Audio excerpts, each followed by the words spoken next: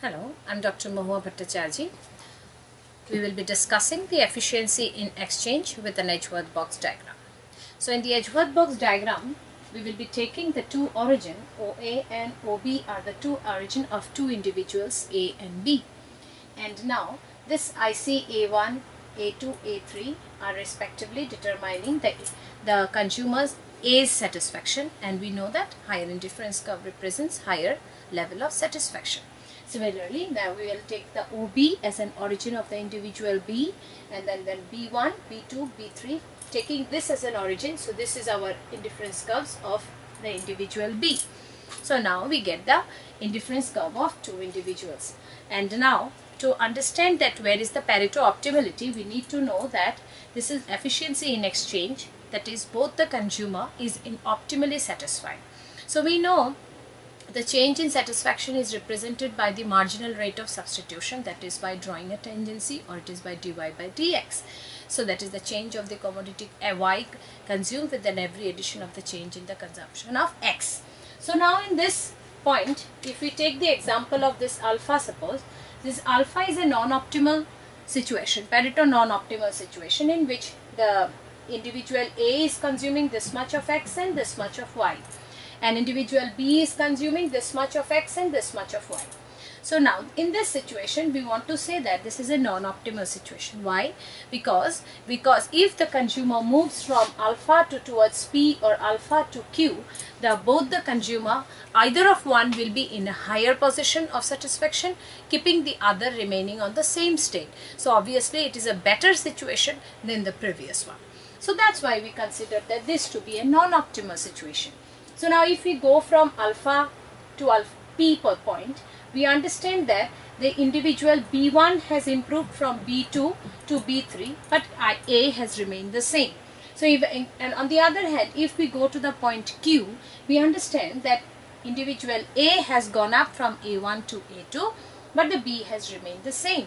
So that's why it is the point P, Q, R is determining a better situation, or a situation in which no one can be made better off without making someone worse off. Because if we move from P towards the right or towards the left, we will have to make someone worse to improve one. So that's why these are the optimal situation, or it's called the Pareto optimal state, and this is called the situation of Pareto optimality equilibrium, which is represented by the point PQR.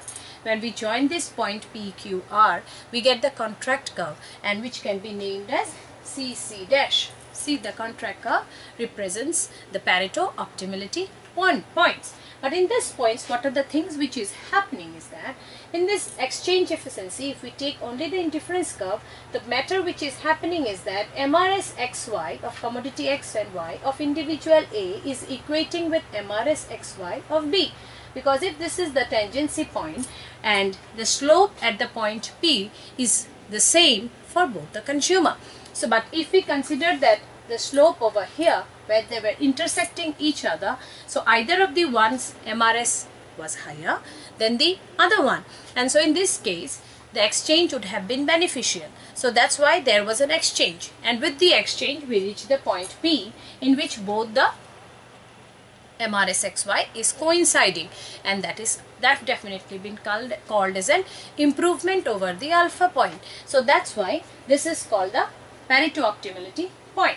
So now in this way, the good X and Y distribution within efficiently in exchange economy through exchange has been determined, and the same way we can do it for the production purpose, which we call the production efficiency. So in the production efficiency, the story will be different over here. Here the consumer will be substituted by producer. Now here the producer are producing, this is which we know, and producers are producing, and so producing output. How they are producing output? They are producing output with the utilization of their factors. So let's assume that labors and the capital are the two factors which are being used by the two firm A and B. Now the firm A and B is utilizing labor and capital. Now how long they will be utilizing labor and capital?